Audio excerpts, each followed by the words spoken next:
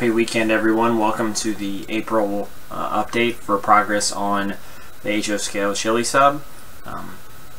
Just a quick recap of the route for those of you who may be coming across this video for the first time and not the series of videos previously. This is recreation of Bruce Carpenter's HO scale BNSF Chilli sub, his interpretation of it from Great Model Roads 2007, and basically making that in Trainz a new era.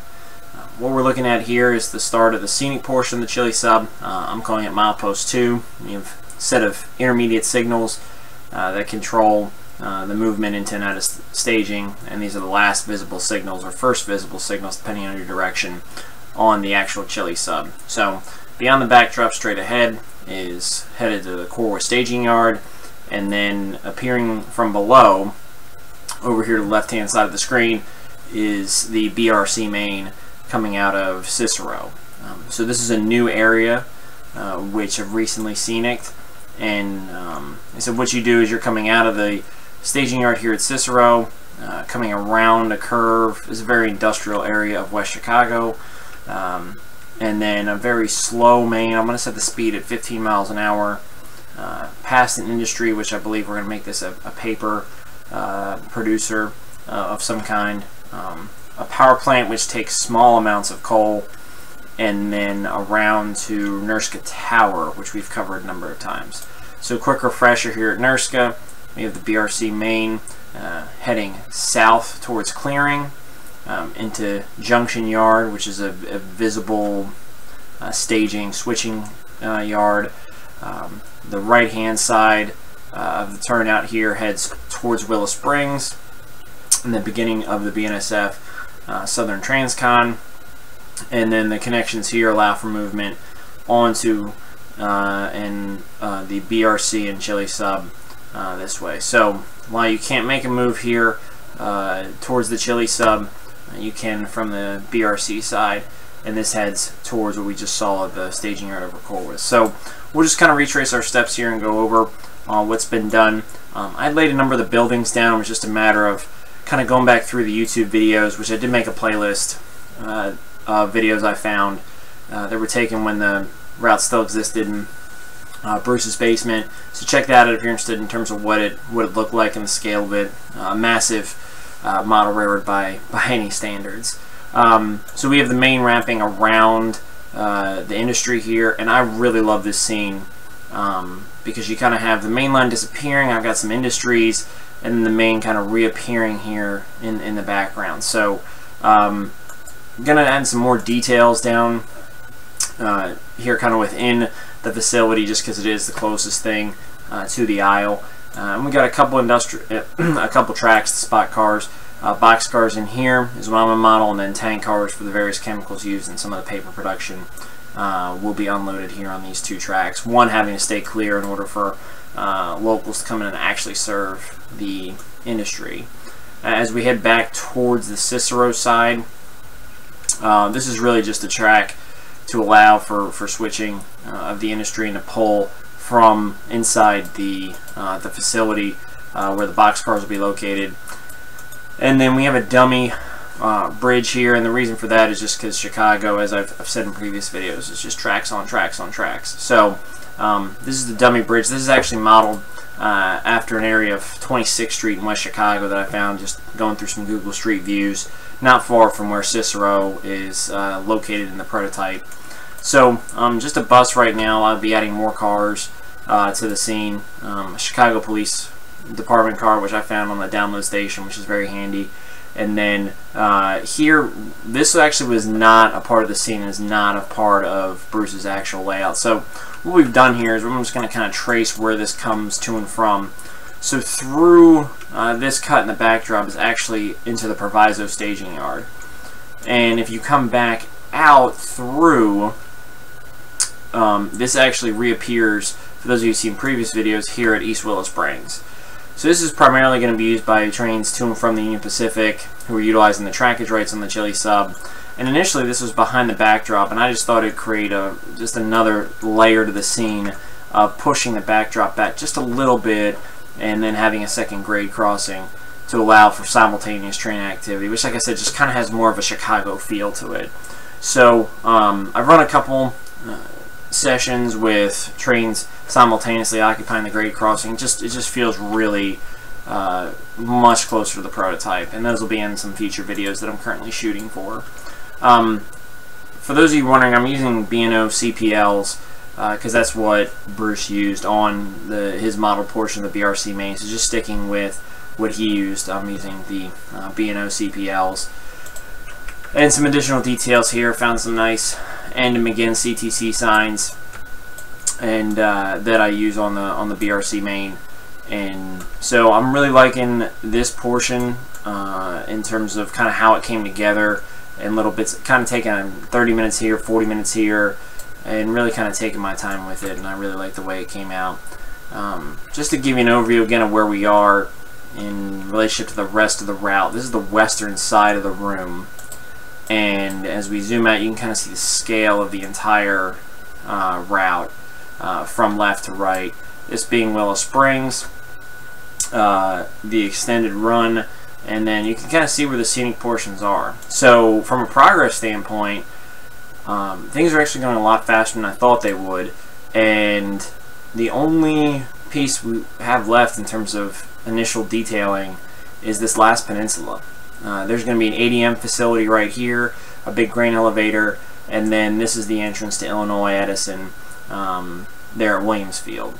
So what I've actually done with that is taken it and made it a loop track so trains can turn behind the backdrop. You can kind of see that here. Loaded trains can come in and then run around the loop back on themselves so they can come out facing the right way, which is westbound. In some sessions I've run trains actually over the Chicago side of the Chilli sub, and then sort of like a detour move. And once you get out here to Williamsfield, you gotta then shove in, which is kind of a pain in the butt. But I do it just to create a little bit of complexity. This last peninsula over here is going to be pretty barren, just some trees. It was really a lead just to the Galesburg scene from looking at pictures and the videos of the route. So this will be pretty straightforward to do. This is Stronghurst, so we'll have a steel facility in here, another small industry, and then Edelstein, which is down here, which is coming out of the Illinois River climb. So kind of get an idea of progress. It's actually, like I said, going a lot faster than I expected, and that's why I've just kind of stuck with this versus touching either of the other two routes. One of the other scenes we've worked on a little bit is Chillicothe itself. So as a refresher, we've got Willow Springs here. You come around through the backdrop, out the other side, through Romeoville, the Auto Mixing Center, around a big sweeping super elevated curve over a small creek, and then this is all new. So what this is this is Chillicothe. There's a passing siding in here. You can see the western edge of it over this large bridge, and it's just kind of a small town. I went and looked at some actual Google Street views of the town itself to get an idea of kind of look and feel and how big it was, and pretty modest Midwestern town. The entire Chilli sub in real life is double track. The modeled version that Bruce produced was single track for the most part, which has a little more complexity in terms of planning meets, etc. So I've actually had to name a couple control points, calling this East Chilli for East Chillicothe, and then as we cross the large span over the river, still working on details here, we end up at the western side, which I'm calling West Chilli, and then through the backdrop, and then we'll pop out here at Elstein. So just kind of a small scene here. There wasn't a whole lot going on in terms of industries or anything like that in the model portion. We've kind of kept to that with just a small grade crossing, typical switch heater, control box set up here with some spare rail ties, etc. Back in the main area of Chillicothe, we've got a road that comes in here from the fascia up into town, looping under the main line, and then a small BNSF office. Chillicothe at one point, from doing some research, appears to have been a crew change point in some previous eras of the line back when Santa Fe had ownership. We have got a small industry here, lumber customer, and just want to take a note here. I've started adding derails which I found on Reggie's Trainz. He posts typically in the payware and freeware release sections of the forum. I never come across his content. The DRLs are free. There's a ton of varieties of them, and they're great in terms of their realism and the variety of options. So just like in the actual prototype, these actually flip on and off, and there are a lot of different varieties of them. So check that out at Reggie's Trainz. He's got some payware grade crossings, which are pretty nice, and then he just did some freeware releases. But I just want to give a shout out to Reggie's Trainz for these great creations that kind of add a level of realism here to some industrial switching. So we've done Chillicothe, and now we'll go and look at some touches we made over at Galesburg. So here at Galesburg, we had the agricultural scene here, just a small field. We added some additional detail, shrubbery, etc. And then also added some additional kind of debris. This was all vacant when we shot the last video. So just added a lot of bushes, some BNSF maintenance away equipment that I found, and just some general, you know, remote control signs, injury signs, things like that, as well as some actual workers here.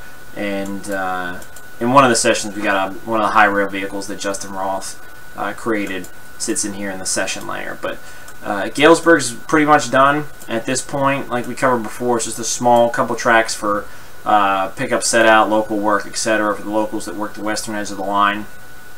And then we head towards GI Tower, and then the split. This line will head to the actual yard at Galesburg, and these two lines continue the Southern Transcon. So those are the updates for Galesburg. And one of the other nice things I found was this little Burlington Northern sign. So just to kind of represent that they have multiple lines in the area, and this is an old BN sign just stuck up there on the bridge. So that was a nice little find as I was going through some downloads I had. So in terms of the progress, that's where we're at right now. Probably heading to Williamsfield next to cover the coal facility, and then backtrack to ADM, leaving not much left. So hoping to release this at some point this summer. And now, last video I said there were going to be train run-bys, and there weren't. Well, now we actually have train run-bys, so enjoy the next 15-20 minutes the trains running on the layout. Everyone have a nice weekend.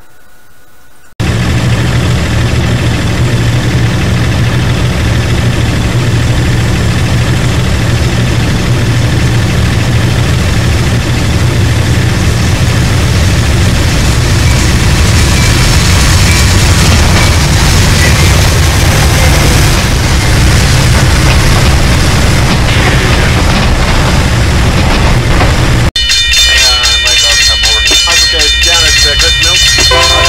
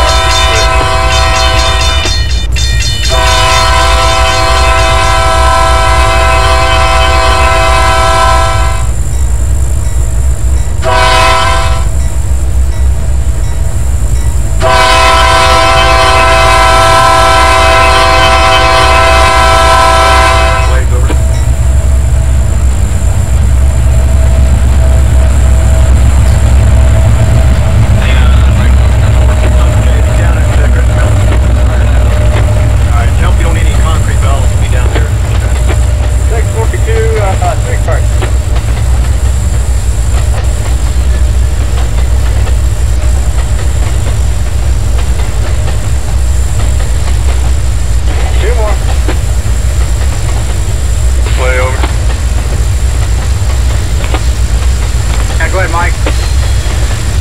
Yeah, we're going to pull up and stop that green car 15 feet from the D-rip and cut her off. Okay, we'll pull back. Easy. That'll do. Stop. Mike, we can use north and south if you want. In between. Alright, Trainz, north pin, easy.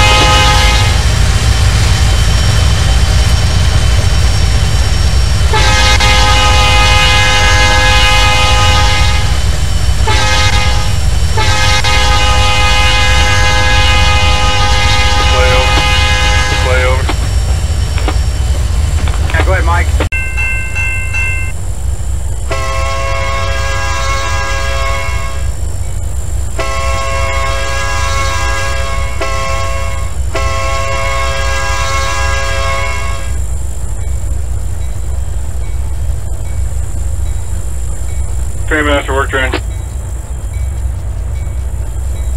Train. Yeah, we'll meet you guys up at Greenville, over. Okay, well, see you Greenville.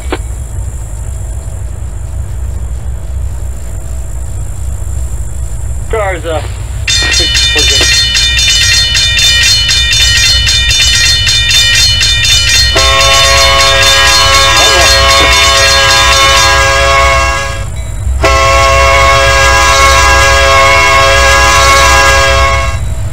That'll give me